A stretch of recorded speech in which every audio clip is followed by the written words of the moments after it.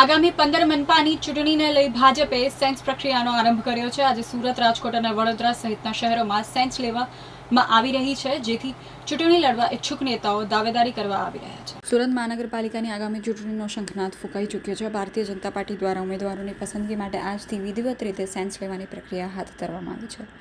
ઉધના ભાજપ કાર્યાલય ખાતે સવારના 10 વાગ્યાથી કાર્યકર્તાઓ અને દાવેદારોની ભારે ભીડ જોવા મળી છે। પ્રથમ તબક્કામાં વોર્ડ નંબર 1 થી 12ના ઇચ્છુક ઉમેદવારોને સાંભળવામાં આવી રહ્યા છે, જેમાં પાટીદાર બહુમતી ધરાવતા વિસ્તારો પર સૌની નજર છે। શહેર ભાજપ દ્વારા મનપાની ચૂંટણી માટે કમર કસી લેવામાં આવી રહી છે।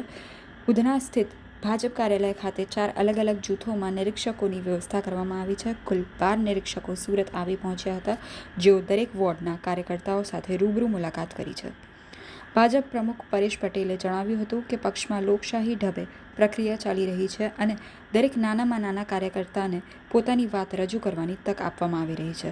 સવારથી જ સેંકડો કાર્યકર્તાઓ બાયોડેટા અને સમર્થકો સાથે કાર્યાલય પર ઉમટી પડ્યા છે। આજની સેન્સ પ્રક્રિયામાં જે 12 વોર્ડ લેવામાં આવ્યા છે, તેમાંથી 7 જેટલા વોર્ડ પાટીદાર મતદારોના વર્ચસ્વવાળા મોટા વરાછા, સરથાળા, કાપોદ્રા, કુલપાડા, કતારગામ અને સિંગડાપુર જેવા વિસ્તારોમાં ગત ચૂંટણીમાં આમ આદમી પાર્ટીએ ભાજપને જોરદાર લડત આપી હતી। આ વખતે ભાજપ કોઈપણ પ્રકારનું જોખમ લેવા માંગતું નથી। આ વિસ્તારોમાં મજબૂત અને લોકપ્રિય ચહેરાઓની શોધ અને નિરીક્ષકો ઝીણવટભરી તપાસ કરી રહ્યા છે। ખાસ કરીને વરાછા અને કતારગામ ઝોનમાં ઉમેદવારી કરવા માટે સૌથી વધુ ઘસારો જોવા મળી રહ્યો છે। આજે આવનારા 3 દિવસમાં 30 વોર્ડના દરેક કાર્યકર્તાને સાંભળવાની વ્યવસ્થા કરવામાં આવી છે।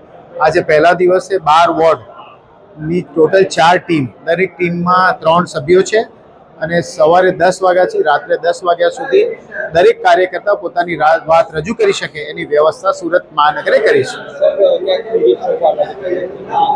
આજથી શરૂ થઈ, નિરીક્ષકો આજથી જ આવ્યા, સવારે 10 વાગ્યાથી રાત્રે 10 વાગ્યા સુધી સાંભળશે।